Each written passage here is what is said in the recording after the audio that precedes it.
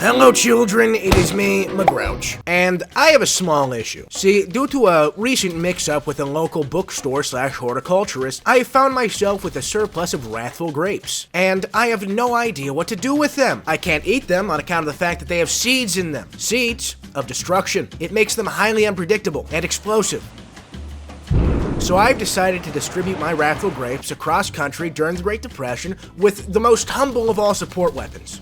The grenade launcher. Now, first and foremost, this is a group weapon. Not a weapon to be used in a group like some kind of tandem AK, but a weapon to be used against groups, like an explosive AK. I guess you could call it a dispersal tool, but the only thing that this weapon really disperses is limbs, which is great for me. I hate those flesh mobs. Hoarding all those limbs? Why should they have so much when I have so little? I know, real shocker, the gun that shoots grenades is good at dealing with groups. But this gun isn't just good at dealing with groups, it's great at dealing with groups. Maybe even the best at dealing with groups. It absolutely tears through light and medium enemies, like a shredder with a machete. If you see a group, you will shoot it, and I guarantee that group will cease to be. Except sometimes that doesn't happen, but that's okay. The neat thing about these grenades is that their explosive radius doesn't seem to have much of a drop-off, meaning that a large chunk of the group will take the same heavy damage as the epicenter. Sure, it might take 2 shots to kill an overseer, but who cares when the same 2 shots can also kill 3 overseers and a whole horde of voteless besides. And this weapon makes it very clear it wants you to shoot multiple grenades, as Super Earth hath decided to gift it with fully automatic capabilities. A gift that I forbid you to use. It's kind of like the defrost setting on a microwave. Wholly cosmetic. The reason you never want to use this weapon on full auto? Because this weapon, at full ammo, is almost out of ammo. You get 3 clips plus 1 already loaded into the gun, and believe me, those clips go fast. This means you need to be very, very conservative with your ammo.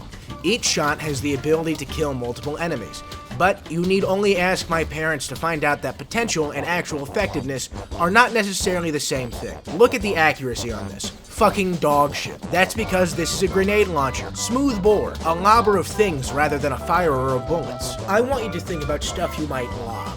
A brick, an insult, a grenade, not that last one. The point is that all of those projectiles, you would expect, do damage on impact. The things lobbed by this lobber of things are different. These projectiles have an armor penetration of 0. But that's fine, because this game does not need to give you damage on the projectile when you get plenty of damage on the explosion the projectile induces. The blast of the grenade also has a significantly higher pen, taking it from 0, to 3. Yeah! Still hardly anti-armor, but enough to get through the weaker armored parts on heavy enemies, in much the same way that a medium pen primary would. How is this weapon different from a medium pen primary?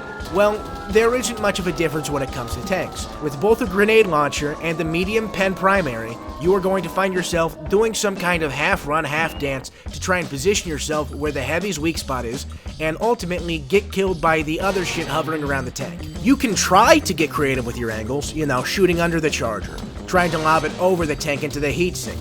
But I would recommend this only if you're about to cut your life into pieces, because that shit is a fucking last resort. It takes too long and still requires a good amount of maneuvering. And if there is more than one heavy enemy, then odds are good you're gonna find yourself fast resupplying before you can say down, down, up, right. It is for that reason I suggest taking a secondary, dedicated, anti-tank weapon. This could really be anything, but my first recommendation would be the EAT. Not because I'm biased, I am, but that's not why. And not because it's objectively the best anti-tank weapon in the game. It's not even because it's disposable so you can hot swap it with your grenade launcher. It's because of all those reasons, especially the first one, but the thing that is especially special, you don't need to take a backpack with the EAT. Though that may lead you to wonder, Grouch, why would an empty backpack slot be necessary when the grenade launcher doesn't have a backpack? That's simple. The grenade launcher does have a backpack. You just need to bring it from home. The supply pack is an absolutely essential, yet totally optional addition to this gun that, unless you for some reason need to have a different pack, should be taken. It takes your total amount of mags for the grenade launcher from 3 to 12. Fucking 12. Taking the grenade launcher from a weapon that you constantly need to be watching the ammo on to a weapon that, by the time you need to reload it, you can just call in another one. I would still recommend being careful with these grenades though, if for no other reason than the fuse confusion. That is, the confusion created by the fuse. From now on, this will be called confusion. But what does confusion look like? Does this sound like you? Man, I love using the grenade launcher, but can never seem to get the grenades stacked exactly how I want them to. Well then, my friend, you might be suffering from confusion. Confusion! An ailment that affects 3/4 of 20% of half of all Helldivers. That's as many people as were involved in the faking of the moon landing. Feeling confused yet? See, you've just fallen for a classic grenade talking point. The grenades, they want to confuse you because they don't want you to know when they're going to explode. They want to blow up on their own terms, as is their grape-given right. There are many circumstances where the grenade will explode, and all of them have some kind of bullshit fakiness to them. For instance, a grenade will always explode when hitting an enemy, except for when the grenade decides that it's too close to explode when hitting an enemy. The grenade will explode when hitting the ground, unless it's too close when it hits the ground. This finickiness has led me to develop an innovative method of firing the grenade launcher. Bounce them. Listen, grenades may sometimes go off on the first bounce, but they will always go off on the second bounce. Sure, you could shoot a grenade and hope that the end of the arc is far enough away, or you could bounce it and guarantee that explosion. I prefer this method to shooting directly at enemies due to the previously mentioned dogshit accuracy. You just aren't going to hit the bodies of enemies that often, but having it explode on the ground? That works pretty consistently, and has gotten me from being limb poor to building a house of limbs. The big bad wolf dare not blow it down. I built it to send him a message. A message that this weapon is great against the illuminate. I mean, just top to bottom, an absolute banger of a support weapon when it comes to illuminate. It handles the boatness with ease. But not only that, it 2-taps overseers. It 4-taps flesh mobs. It kills harvesters.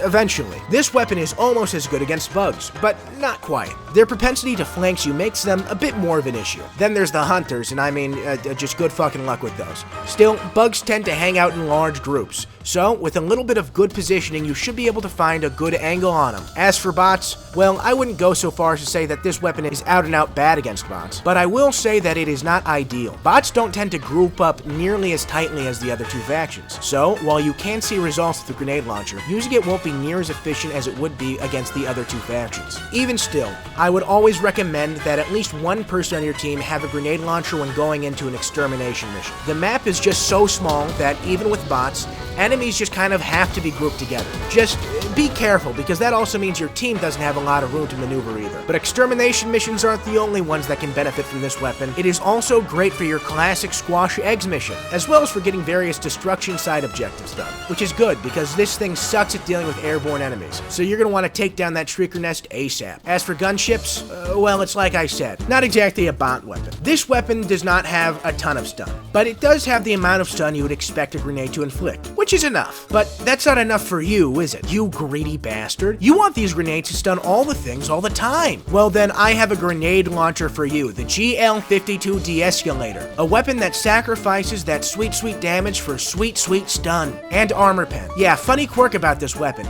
Even though its main purpose is ostensibly to stun enemies, the fact that the arcs it shoots out have level 6 armor pen means that, in some cases, you can kill heavy enemies faster with this weapon than you can with a normal grenade launcher. But it's not going to inflict the same level of dismemberment, and because of that, it's going to have to be a no from me. Anyway, that's the grenade launcher. It is a solid anti-group weapon with great damage and terrible accuracy. Give it a try the next time you find yourself diving. Ooh, before I go, if you could please share this video, I really appreciate it. It really helps out the channel.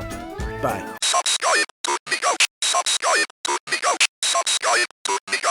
Subscribe to me go. Subscribe to me go. Subscribe to me go. Subscribe.